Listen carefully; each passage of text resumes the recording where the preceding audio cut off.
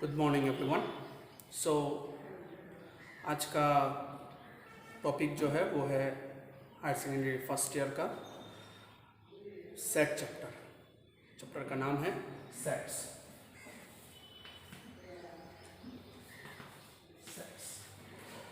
तो मैं स्टार्ट करने जा रहा हूँ। जो पहला चैप्टर है, बेसिकली मैं एनसीईआरटी का जो टेक्स्ट बुक है वो फॉलो करूँगा। सो आप लोग भी उसके थ्रू जाएंगे तो ज़्यादा इजी होगा। सो सबसे पहले जब हम लोग टॉपिक स्टार्ट करने जा रहे हैं सेट्स, तो उसके लिए हमको सबसे पहले एक बात जानना सबसे ज़रूरी है, जो है सेट का इम्पोर्टेंस क्या है, कि सेट हमको चाहिए क्यों पढ़ूँ सेट में। तो उसका सीधा सा सवाल है, आपको अगर मैथ्स लाइफ में रखना है तो मैथ्स के हर जगह पे आपको हर जगह पे हर एरियाज़ पे आपको सेट मिलेगा। जैसे कि रिलेशन फंक्शन जो दूसरा चैप्टर है, ये सेट चैप्टर 1 है। सो जब आप लोग चैप्टर 2 में जाएंगे तो वो होगा रिलेशन एंड फंक्शन। एंड जो और एक चैप्टर है क्लास 10 में भी आप लोगों को मिला है, वो है प्रोबेबिलिटी। लोग जब higher secondary first year second year में प्रोबेबिलिटी आप लोगों को मिलेगा लास्ट में, तो आप लोग देखेंगे वहाँ पे भी सेट वहाँ पे भी डायरेक्टली यूज़ हो रहा है। और जैसे कि डिफरेंट चैप्टर्स है लाइक ट्रिगोनोमेट्री एंड कैलकुलस वगैरह, सब में जितने भी चैप्टर्स है ऑलमोस्ट 90% चैप्टर्स में आपको सेट का कॉन्सेप्ट मिलेगा। सो ये चैप्टर, जैसे कि मैं फर्स्ट क्लास बोल रहा हूँ, ये फर्स्ट टॉपिक है सेट, तो आप समझ सकते हैं मैं फर्स्ट सेट स्टार्ट कर रहा हूँ, मतलब ये ओरिजिन है, ये आपको चाहिए ही चाहिए। ओके, तो चलिए मैं चैप्टर की तरफ जा रहा हूँ। तो सबसे पहला चीज़ कि सेट है क्या, सेट है क्या। तो मैथमेटिकल लैंग्वेज में अगर मैं बोलूँ, is a well defined collection of objects. आप लोग वीडियो पॉज करके ये वाला डेफिनेशन नोट डाउन कर सकते हैं। तो सेट क्या है? Set is a well defined collection of objects. हमको अगर इस डेफिनेशन में कहीं पे प्रॉब्लम होगा तो वो है well defined collection of objects. हमको पता है कलेक्शन मतलब कलेक्ट करना, एक साथ रखना। ऑब्जेक्ट्स कुछ भी हो सकता है, फिजिकल नॉन फिजिकल। तो वेल डिफाइंड कलेक्शन क्या होता है, किस तरह के कलेक्शन को, सबसे इंपॉर्टेंट क्वेश्चन वो होगा इसके डेफिनेशन में कि किस तरह के कलेक्शन को हम वेल डिफाइंड कलेक्शन बोलेंगे। वेल डिफाइंड अगर हम आसान भाषा में बोले, लाइक जो चीज़ जो कलेक्शन में आप कंफ्यूज ना हो। फॉर एग्जांपल, 2-3 एग्जांपल देने के बाद वो ऐसे ही क्लियर हो जाएगा।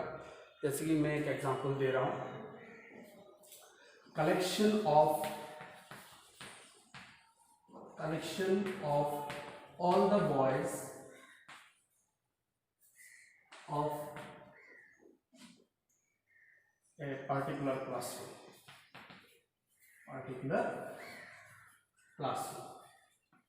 Collection of all the boys of a particular classroom. तो ये जो कलेक्शन है, आप सोचो ये जो कलेक्शन है इसमें क्या क्या ले रहा है, कलेक्शन किसका कलेक्ट कर रहा है? All the boys of a particular classroom. एक पार्टिकुलर क्लासरूम में कितने बॉयज़ हैं, ये पॉसिबल नहीं है क्या आइडेंटिफाई करना कि कौन कौन बॉयज़ हैं? ये पॉसिबल है, तो इसमें कोई कन्फ्यूजन है ही नहीं। इसमें कोई कन्फ्यूजन का कोई क्वेश्चन ही क्रिएट नहीं होता कि एक क्लासरूम में कौन कौन बॉयज़ है आइडेंटिफाई करो। इट्स वेरी सिंपल, कलेक्ट करो। तो कर लिया, कलेक्ट कर सकते हैं ना किसी भी क्लासरूम से हम। शायद वीडियो में वो पूरा सेंटेंस नहीं आ रहा है, कवर नहीं हो रहा है। ओके, तो collection of all the boys of a particular classroom. So this collection is a set. मैं जो सेट नहीं होगा किस तरह का कलेक्शन वो भी दिखा रहा हूँ आपको, वो ज़्यादा क्लियर होगा। जैसे कि मैं ले रहा हूँ collection of natural numbers, collection of natural numbers दिख रहा है, हाँ, collection of natural numbers less than 10। और एक कलेक्शन दे रहा हूँ collection of all the talented students, collection of all the talented students of a classroom. Okay, classroom. So यहाँ पे मैंने तीन कलेक्शन दिया, एक collection of all the boys of a particular classroom, दूसरा collection of all natural numbers less than 10, तीसरा collection of all the talented students of a classroom. Okay, तो आप तीनों को कंपेयर करो. एक क्लासरूम में कितने बॉयज़ है, कौन कौन सा बॉयज़ है वो हम आइडेंटिफाई कर सकते हैं. इट्स वेरी सिंपल, कोई कन्फ्यूजन नहीं है. एक कलेक्शन में नेचुरल नंबर्स ले रहे हैं लेस देन 10, तो लेस देन 10 नेचुरल नंबर क्या क्या क्या क्या हो सकता है, 1 से लेके 9 तक, 1 2 3 4 5 6 7 8 9, तो वो भी हो गया आसान, कोई कन्फ्यूजन नहीं.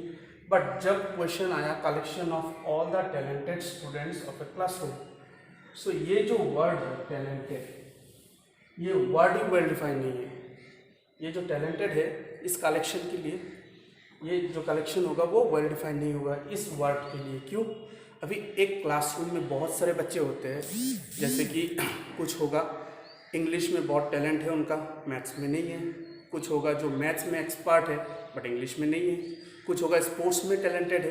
तो ये जो collection of talented students of a classroom, ये कलेक्शन वेल डिफाइंड नहीं है. बिकॉज कौन टैलेंट किस में क्या टैलेंट है वो आइडेंटिफाई करना बहुत डिफ़िकल्ट टास्क है कि यहाँ पे टैलेंटेड क्या है, कौन कौन सा यहाँ पे स्टूडेंट, कौन कौन सा स्टूडेंट टैलेंटेड है वो आइडेंटिफाई करना डिफ़िकल्ट है. बिकॉज यहाँ पे कौन सा एरिया तो बोला ही नहीं, सो वेल डिफाइंड कैसे हो सकता है ये. Okay, so collection of boys in a classroom is a set, ये सेट होगा. Collection of natural numbers less than 10, ये भी सेट होगा. बट ये सेट नहीं होगा ये वाला collection.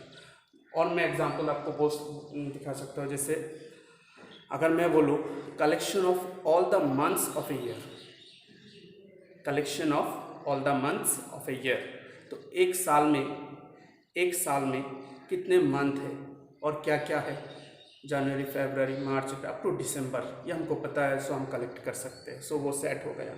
Collection of all the days in a week, all the days in a week, so क्या क्या है, संडे मंडे सैटरडे तक, वो सब भी हम कलेक्ट कर सकते हैं. समझ में आ रहा है ना? सो वो सब भी हम कलेक्ट कर सकते हैं आइडेंटिफाई करके, कोई कन्फ्यूजन नहीं है. तो वो कलेक्शन भी सेट हो गया. अगर मैं बोलूँ collection of all the dangerous animals in the planet, collection of all the dangerous animals in the planet means in earth, तो अभी तो ये बवाल हो गया कि डेंजरस एनिमल्स, बहुत सारे लोग हैं, जैसे मैं सांप से बहुत डरता हूँ, लेकिन मैंने बहुतों को देखा जो सांप को लेके खेलते हैं, तो सांप मेरे लिए डेंजरस है, बट जो खेलते हैं उसको लेके, उसके लिए तो डेंजरस नहीं है. तो ये कैसे वेल डिफाइन हुआ? Collection of all the dangerous animals in the earth, तो क्या ये कलेक्शन एक सेट हो सकता है? सिंपल सा क्वेश्चन है, क्या ये कलेक्शन एक सेट हो सकता है? सोचो, डेंजरस एनिमल्स सबके लिए सेम नहीं है. मेरे लिए सांप है, आपके लिए नहीं हो सकता, किसी और के लिए हो सकता है. बहुत सारे नॉर्मली दिखाई देता है, मूवीज़ में ज़्यादा दिखता है, वो लड़कियां कॉकरोच से ज़्यादा डरते हैं. मैं नहीं डरता, तो वो बोलेगा cockroach is the dangerous animal और समथिंग एल्स, मैं बोलूँगा वो नहीं है, तो वो वेल डिफाइन नहीं हुआ ना. सो वही वेल डिफाइन होने के लिए सबके लिए ट्रू होना पड़ेगा. आप मेरे लिए जो है आपके लिए भी सेम ही है. फॉर एग्जांपल अगर मैं और एक बोलूँ collection of all the vowels in English alphabet, तो वावेल्स मेरे लिए है ए ई आई ओ यू, आपके लिए भी ए ई आई ओ यू है. ऐसा तो नहीं है कि आपके लिए vowel A B C D ये सब भी आ रहा है. सो जो फिक्स्ड है सबके लिए ट्रू है. ओके, तो आप एग्जाम्पल से देख सकते हैं, और एग्जाम्पल देना पड़ेगा.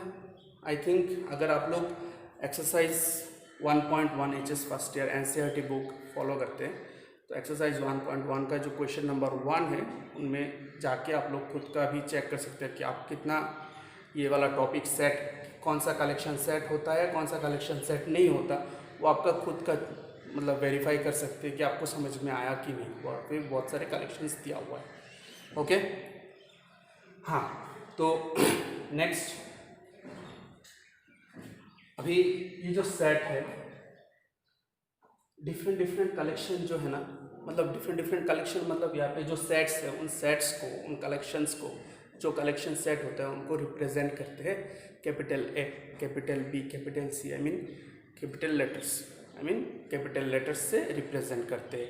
और उनके अंदर का जो मैंने ऑब्जेक्ट्स बोला, जैसे कि यहाँ पे ऑब्जेक्ट्स क्या हो रहा है, बॉयज, इस सेट में ऑब्जेक्ट्स क्या हो रहा है, nature, numbers less than 10, I mean 1 2 3 4 5 6 7 8। ये जो ऑब्जेक्ट्स हैं, उन ऑब्जेक्ट्स को बोलते हैं एलिमेंट्स और members of the set.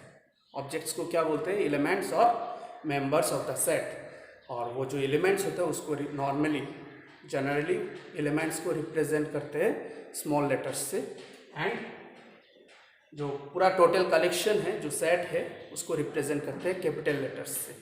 Okay, तो ये आप नोट के हिसाब से ये लिख के रख सकते हैं that sets are denoted by capital letters and its members और its elements are represented by और denoted by small letters.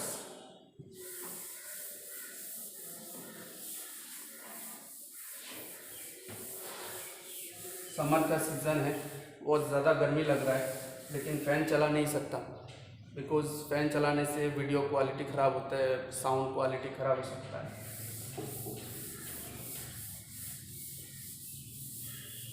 So students से मेरा रिक्वेस्ट रहेगा कि आप जब ये वीडियो देख रहे हो थोड़ा सिंसियरली देखिए, इसमें सीखने का बहुत चीज़ है, और ये बनाने में बहुत, समझ ही रहे हो, बोला ही ऑलरेडी कि फ़ैन है ऊपर, चला नहीं सकता बिकॉज वीडियो का क्वालिटी ख़राब होगा, ऑडियो क्वालिटी। सो थोड़ा सीरियसली क्लास को कंसंट्रेट करो और थोड़ा सीरियसली देखो। सो मैं एक नोट दे सकता हूँ यहाँ पे, जैसे मैंने बोला थोड़ी देर पहले, sets are denoted by capital letters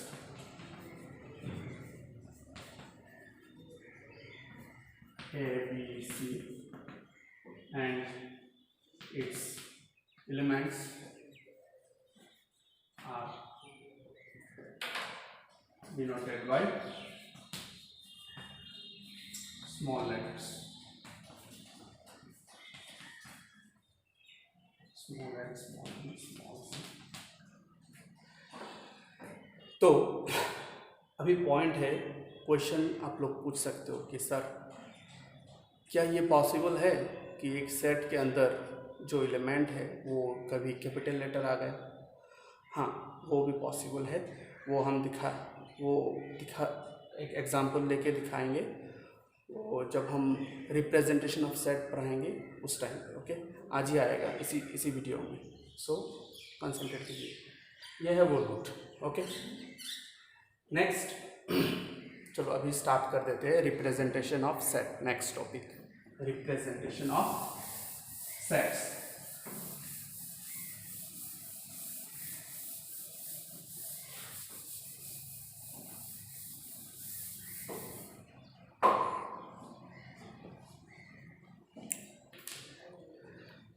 ये रहा representation of sets. So there are two ways, or you can say two forms or two methods to represent set. So the first one is roster form, or it's also known as tabular form. Tabular form. Representation of set, set का representation, set को कैसे present करते हैं उसका दो तरीका है, एक रोस्टर फॉर्म, दूसरा रोस्टर फॉर्म इसका ही और एक नाम है टेबुलर फॉर्म, और दूसरा है set builder form, set builder form. Okay, so अभी क्वेश्चन है कि रोस्टर फॉर्म क्या है या फिर टेबुलर फॉर्म क्या है एंड सेट बिल्डर फॉर्म क्या है। ओके, सो पहले हम बोल रहे हैं कि रोस्टर फॉर्म क्या है। तो रोस्टर फॉर्म जो है, इसमें जो मैंने बोला set is the collection of well defined objects. So roster form में क्या करते हैं, इसको सेट को रिप्रेजेंट कैसे करते हैं, दो सेकंड ब्रैकेट के अंदर, जैसे दो ब्रैकेट के अंदर वो जो ऑब्जेक्ट्स होता है सेट का, जो एलिमेंट्स होता है, उन एलिमेंट्स को उस कलेक्शन में जितने एलिमेंट्स हैं वो सारे एलिमेंट्स को यहाँ पे मेंशन करते हैं और उनको सेपरेट करते हैं कॉमा से।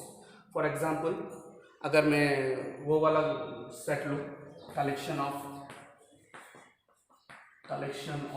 All the vowels, collection of all the vowels of English alphabets,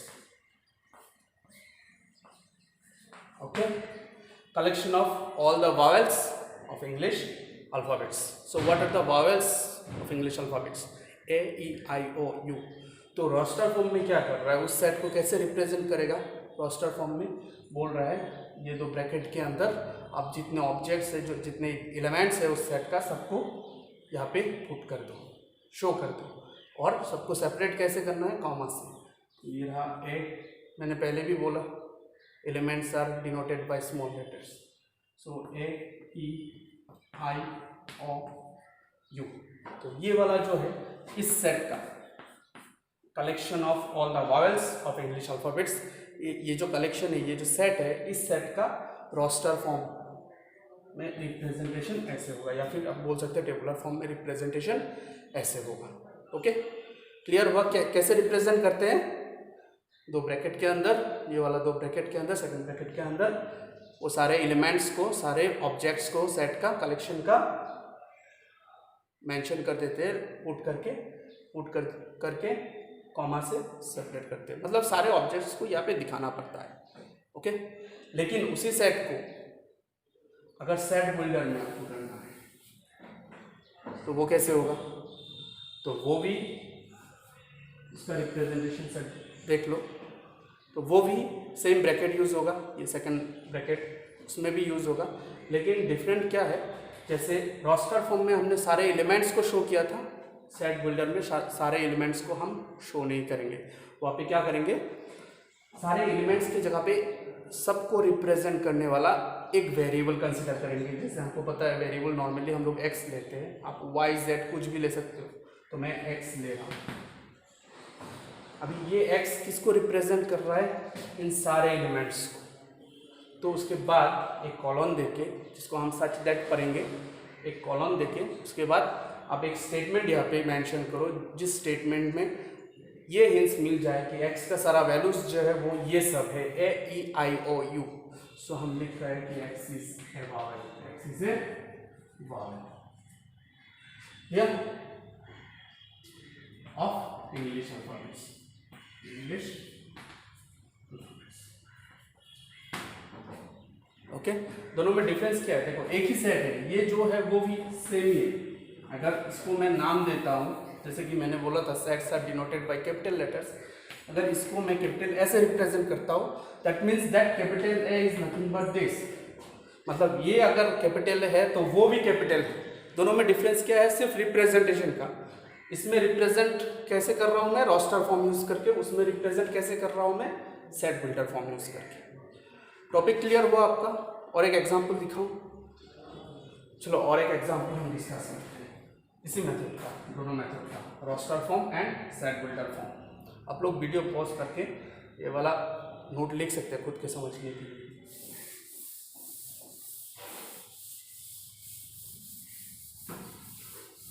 भी हम लोग एक दूसरा एग्जाम्पल लेंगे और उसको लेके, दूसरा एग्जाम्पल मतलब दूसरा सेट लेंगे, सेट का एग्जाम्पल लेंगे, उसको दोनों फॉर्म में कैसे रिप्रेजेंट करता है वो दिखाएंगे। ओके, सो जैसे कि मैं सेट ले रहा हूँ, collection of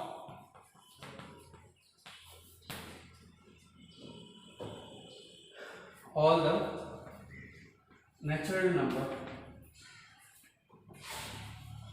collection of all the natural numbers less than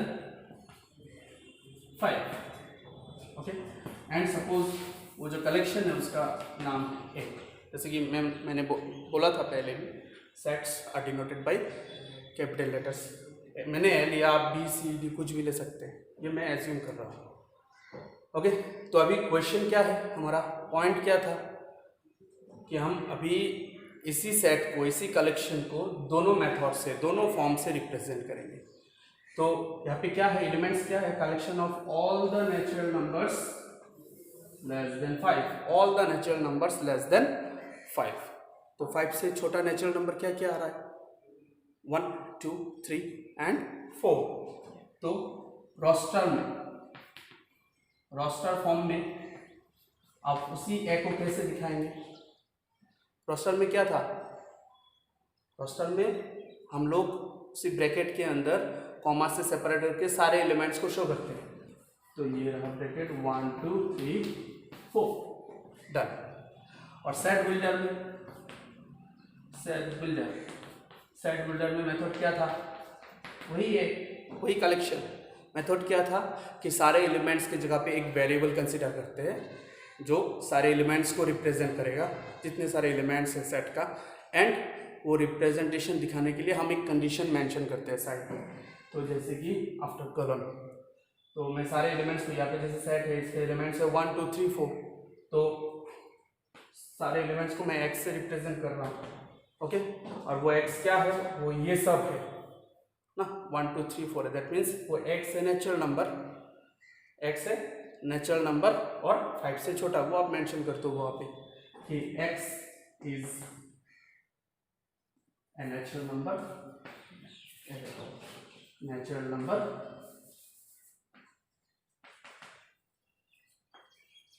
and less than 5, that's it. Okay, x is a natural number and less than 5, clear. So I think दोनों कैसे रिप्रेजेंट करते हैं क्लियर है आप लोगों का। सो इसको क्लियर करने, और ज़्यादा क्लियर करने के लिए फिर से हमको डिस्कस करना पड़ेगा एक्सरसाइज 1.1 एनसीईआरटी बुक का। तो वहाँ पे और सारे क्वेश्चंस दिया हुआ है, ये दोनों मेथड डिटेल्स पढ़ने के लिए। ओके, तो क्या क्या पढ़ा आज का टॉपिक में, क्या क्या था, पहले तो सेट था, सेकंड सेट के साथ कुछ एग्जांपल्स था, कुछ कलेक्शंस था, जो कुछ जैसे कुछ कलेक्शंस हमने डिस्कस किया, कुछ सेट्स होते हैं कुछ नहीं होते।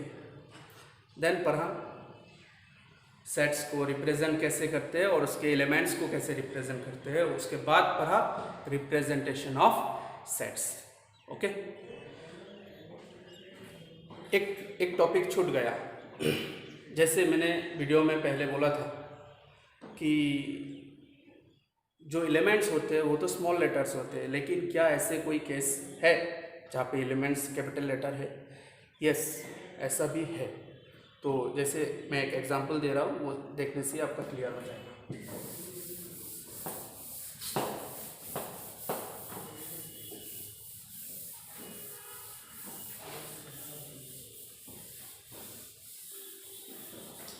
जैसे कि मेरा एक कलेक्शन ले रहा हूँ, कलेक्शन ऑफ, मैं सेट का नाम दे रहा हूँ, ओके, जो है collection of all the letters of the word better, BETTER। तो कलेक्शन में देख सकते हैं जो वर्ड है बेटर, उसमें सारे लेटर्स कैपिटल में दिया हुआ है। तो इस केस में जब आप रोस्टर फॉर्म में रिप्रेजेंट करने जाएंगे इस सेट को, तो वहाँ पे क्या करेंगे, आपको सारे लेटर्स, क्या बोला, collection of all the letters of the word, सारे लेटर्स को दिखाना है। तो लेटर्स क्या क्या आ रहा है, B E, यहाँ पे 2 T है। तो याद रखना सेट के केस में एक एलिमेंट को एक से ज़्यादा बार तुम पुट करोगे, जैसे कि E दोनों का मतलब एक ही होता है। मैं दिखा रहा हूँ, एक बार मैं सबको डिस्टिंक्ट लेटर्स जितना है वो सबको मेंशन कर रहा हूँ, BETTER, ओके। और एक बार लिख रहा हूँ B, कॉमा से सेपरेट करके ETTER, तो क्वेश्चन क्रिएट हो सकता है ना, यहाँ पे क्वेश्चन आप लोग भी कर सकते हो कि क्या ये दोनों सेट्स सेम है ना डिफरेंट है, इसमें एक टी दिख रहा है, इसमें दो टी। तो मैं बोल रहा हूँ कि ये दोनों सेट, एक्चुअली ये सेट का प्रॉपर्टी है, मैं नहीं बोल रहा हूँ, ये सेट का खुद का प्रॉपर्टी है कि सेट के अंदर अगर एक ही एलिमेंट को हम 1 2 3 4 10 बार भी लिख ले, वो एक ही मीन करता है। ओके, तो वहाँ पे 2 बार लिखने का कोई फ़ायदा ही नहीं है, लिख के वैसे ही वेस्ट ऑफ टाइम होगा ना। सो अगर दोनों सेम है तो हम क्या करेंगे, हम लोग नॉर्मली, हम लोग स्मार्ट लोग हैं ना, तो हम लोग क्या करेंगे, एक ही बार लिखेंगे। ओके, क्लियर हुआ? तो यहाँ पे देख रहे हो आप लोग, यहाँ पे 2 चीज़ सीखने को मिला हमको। पहला चीज़ जो है, पहला पॉइंट जो है वो किसी किसी केस में सेट्स के अंदर जो लेटर्स है वो स्मॉल लेटर्स के अलावा कैपिटल लेटर भी हो सकता है। और दूसरा पॉइंट जो है, एक सेट के अंदर एक ही एलिमेंट एक बार से ज़्यादा देने का कोई मतलब नहीं होता, वो एक ही एलिमेंट को रिप्रेजेंट करते हैं। ओके, तो ये रहा आपका एक्सरसाइज 1.1 का जितना पोर्शन था। एक्सरसाइज 1.1 के लिए जितना कॉन्सेप्ट चाहिए था वो सारा डिस्कस कर लिया हम लोगों ने। अभी आप लोग बुक लीजिए, एनसीईआरटी का टेक्स्ट बुक लीजिए, उसका एक्सरसाइज 1.1 निकालिए, उसका एक्सरसाइज 1.1 निकालिए और वहाँ पे क्वेश्चन नंबर 1 2 3 ऐसे सीरियली चाहिए। उसमें क्वेश्चन नंबर 1 होगा, कुछ कलेक्शन दिया हुआ है जहाँ पे आपको सिर्फ आइडेंटिफाई करना है कि वो कलेक्शन सेट होगा कि नहीं। क्वेश्चन नंबर 2 में वैसे ही सेम जो टॉपिक डिस्कस किया है उन्हीं सब में से आएगा। और एक जो टॉपिक छूट गया है हम लोगों का वो भी बोल देते, बहुत माइनर सा टॉपिक है, बहुत सिंपल है, बिलोंग्स टू का कॉन्सेप्ट। बिलोंग्स टू का कॉन्सेप्ट। तो बिलोंग्स टू को मैथ्स में रिप्रेजेंट करते हैं इस सिंबल से। इस सिंबल का नाम क्या है? Belongs to. ओके, इसको आप अगर काट देते हो तो डज नॉट बिलोंग्स टू।